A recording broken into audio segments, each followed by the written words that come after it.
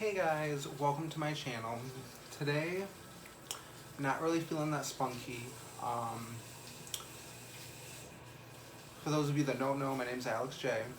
You can comment down below, subscribe, get that all out of the way right now, but today is going to be a more serious video. Never really talked to anybody about this or opened up about this other than my family. But we're going to get into that later on in the video. I don't know. It happened a couple years ago, but with everything surrounding the Gabriel Fernandez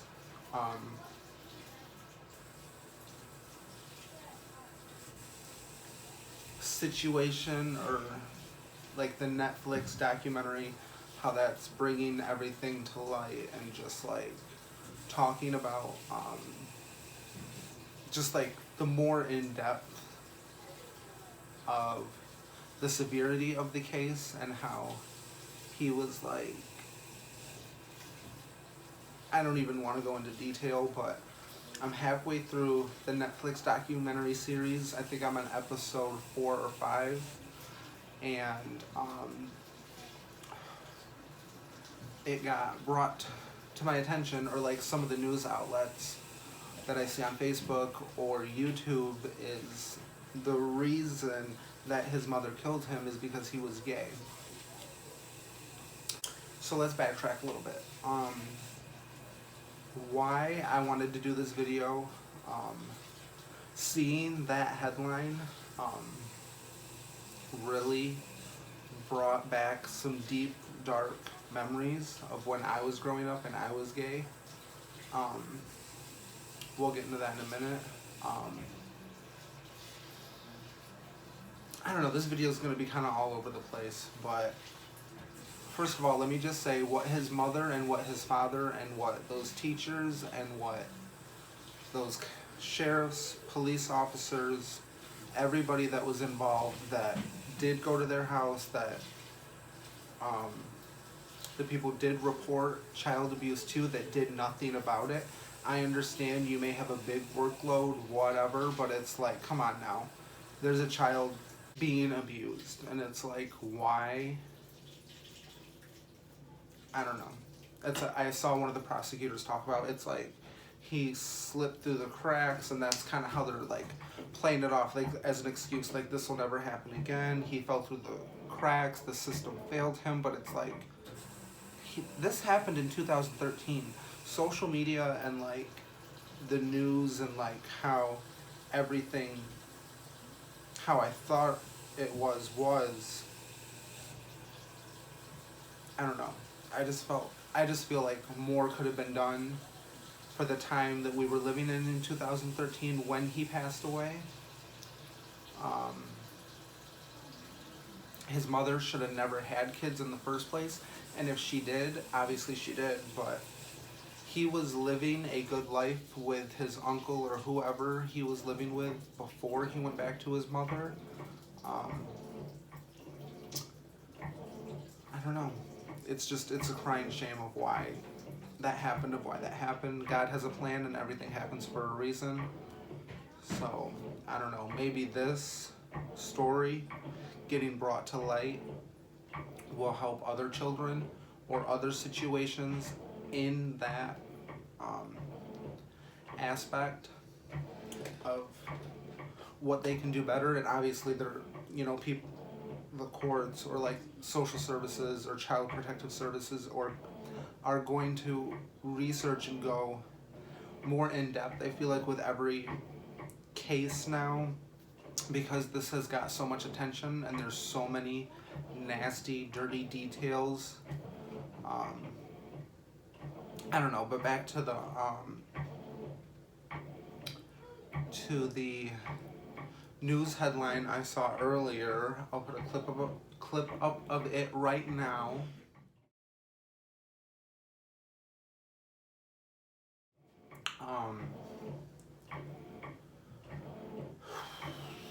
And I don't know if it's true or not, but that's kind of what is being said out there that his mother killed him because he was gay.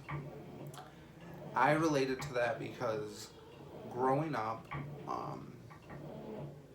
I grew up in a very Christian household. I grew up Seventh Day Adventist. I went to church every Saturday, and that was fine for me. But growing up, deep down, I always knew I was gay.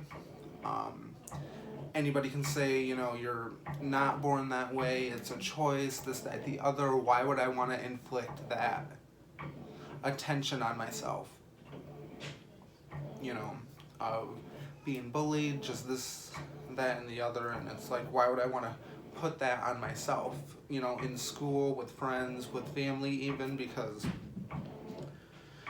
just seeing that headline, it's like, it just brings me back to a dark place with my father. I don't know if this is even going to make it on YouTube, but making storytime videos like this, it's like a diary. It helps me get things off my chest. Maybe this video will help them, by saying, hey, it's okay to be gay. Whatever situation you're in, get yourself out of it. I don't care how old you are, 11, 12, 13, 17, whatever.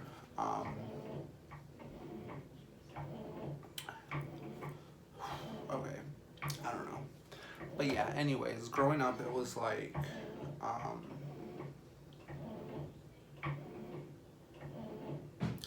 it wasn't fun. My dad, he is Mexican. He grew up, I don't know if it was Seventh-day Adventist as well, or if he was a Catholic, but he was heavily in the church. His mother and father were pastors. They were always helping people, so he was brought up with certain ways that he was, how your parents want you to think. And I don't know, it's just hard to talk about right now because I don't know. I don't even know where to start or whatever, but seeing that headline that his mother killed him when he was gay, that could have been me. I really thought at one point my father was going to kill me. We would literally get into fist fights. It didn't start until freshman year of high school. I knew throughout middle school that I was gay, but I came out freshman year, and it was like, I think my family found out through MySpace at the time, or like Facebook. So, you type your little about me, whatever. It's like, hey, I'm Alex, I'm this, that, the other, whatever. And it's like, they saw that, and it's like, that's kind of how they found out. I didn't have a chance to come out and tell them. I don't know. I didn't have a chance to tell them, and it's like, all that attention got brought on me really fast, and it's like, my dad always wanted me to play sports, do this, do that, and have a girlfriend. Even today he says, when are you going to have a girlfriend? When are you going to stop being gay? That never stops.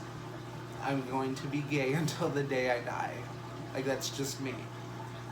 Like I said, it's not a choice. I was born this way. I can't help it.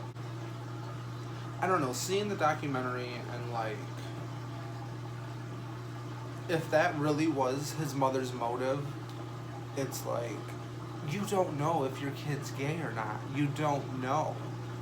And even if they are, who are you to judge them? You brought them into this world. Yes, but as they find themselves, it's like, what do they like as a person? Who do they like, And for a mother,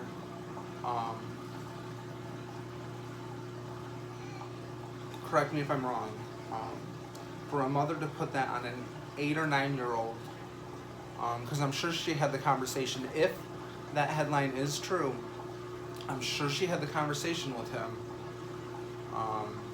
And maybe being raised by his gay uncles, he was a little flamboyant, whatever, and she saw that, and it's like, didn't you send him to go live with them? You didn't want him in the first place. You let any family member come and pretty much take him. You didn't want him. So how he's being raised is solely up to who you give responsibility up to. It's not up to you. You want to come back into a child's life 9 years later and have some say on how he was raised? No, that's not okay. To my story, you know, me and my father, we would fight all the time, you know, fist fight. He would literally hold me down with clippers because he wanted me to have a straight haircut. And I don't know, I remember it got so bad a couple times. I was in my basement and we had a, you know, cement wall. It's a basement, cement wall. And me and him just had a disagreement that day, got into it. He grabs me by my neck, slams me up against the concrete wall, and I literally thought I was going to die that day. Like, no joke. I remember my mom running down the stairs, and she pretty much had to pull my dad off of me because he was freaking out that I was gay. And it's like, in his head, you know, he's like the macho man, played football, he wrestled in high school, and it's like, he didn't want a son like that. Which is cool, whatever, but, like I said about a minute ago, as you get older, you find yourself, you find who you are. I was figuring out who I was, you know. And it's like, how dare you? How dare you tell me who I am? You know, I don't have any kids, but when I eventually do have kids,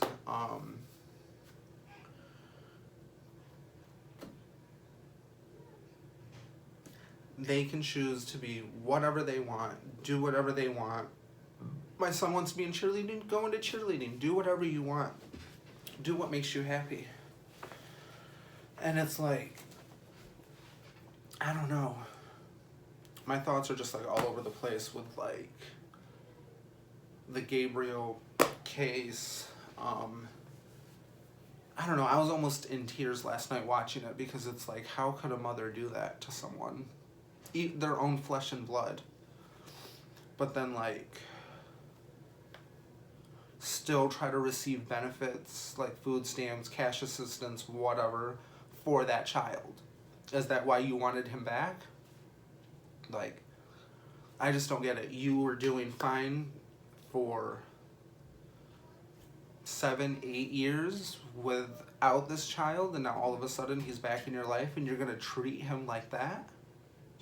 He wanted nothing more than to feel your love and acceptance, and it's like, why would you do that to a child? Why? I don't know. That headline just really still bugs me. It's like, was that really her motive? Was because he was gay? Like, what? I remember I was 16 at the time, and I did attempt suicide. It didn't work. I'm still here for you guys to talk shit. I felt like there was no light at the end of the tunnel. And it was like, you know, you at 16, you know, 15, 16, it's like all you really know is your family. Like, you have your friends at school, but it's like your support system is your family. And if your family doesn't support you, it's like, what else do you have? You know, that's how I was feeling. And it's like, I don't know. I felt like I had nothing to live for. It was like, I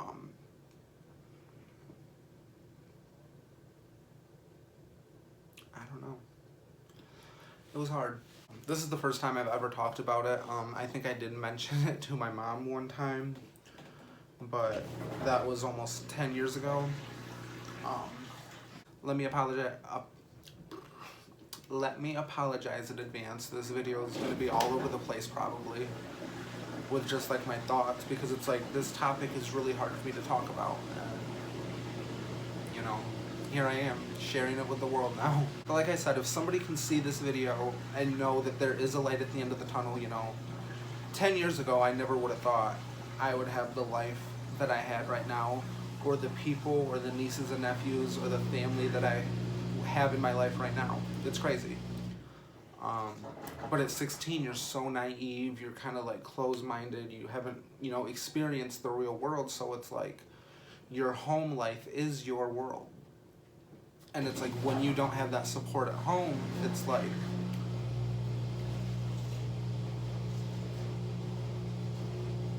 what do you have to look forward to? I literally, like, I don't know, I dreaded coming home from school. It was just like, it was terrible. Because every day it was the same thing, you know. My parents would dress me in straight clothes. I would like leave the house in clothes that they picked out, but I would have like a change of clothes in my backpack, and then go to the school bathroom early as fuck in the morning, change my clothes, and, you know, be able to feel like me at school, as you should, you know. And it's like,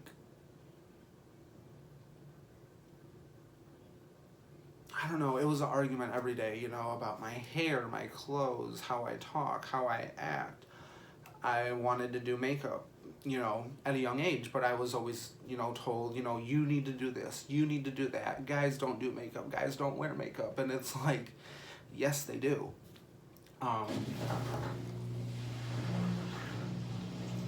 You know, I'm glad I grew up the era or time that I did. It's like, if I grew up in the 1950s, I'm sure I'd have been shot for being gay.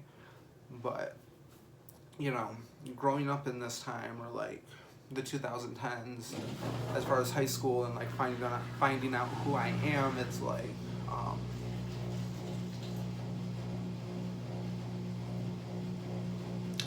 it's just crazy, you know. It's crazy. I keep saying a lot because I don't know what I want to share with you guys. I don't know what I want to tell, and it's like,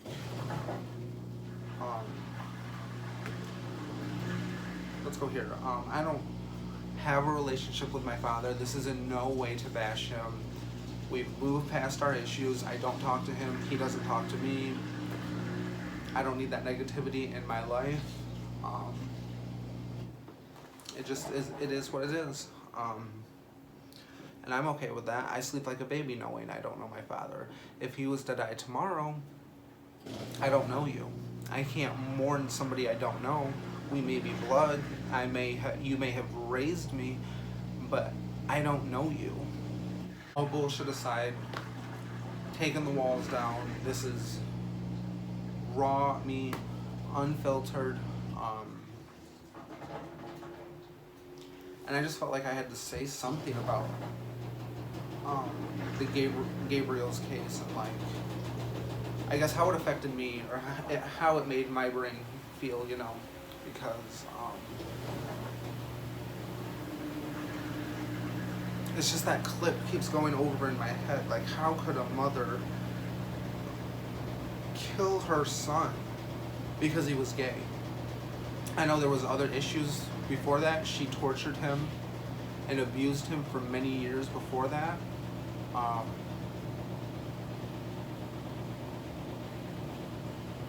But it's sick and disgusting, and like, how could you do that to your son?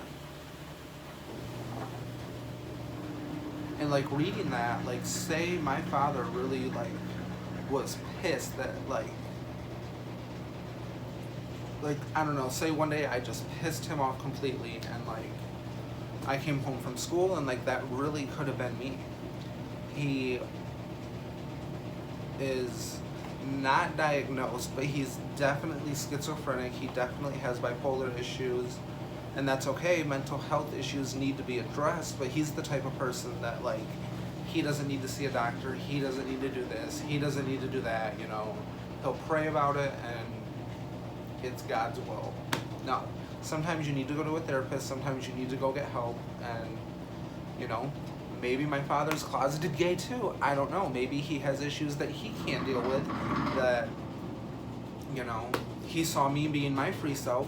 We didn't grow up the same, you know. I grew up in a very nice house, had all the clothes I want, you know, rides to school every day, designer names, Gap, Old Navy, Hollister, Abercrombie, whatever. You know, my father, he had to be raised a certain way, and it's like, seeing me and my sister raised the way that we are, I think he felt envious or jealous, and it's like, how can you feel that way? You should want the best for your child.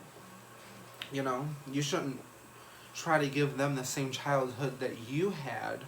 You should try to break that cycle. Am I wrong? He wanted me to be a miniature him. He wanted me to go for football, wrestling, this, that, and the other, and it's like, I had no problem doing that, but it's like, when you're getting forced to do it, it's like, it's not even fun anymore, you know. I wanted to sit at home, go to school for cosmetology, do hair and makeup, and live my best life, which I'm doing now, but, you know, we all take different paths, we all find our way, and it took me a couple years to find myself and really be happy with myself.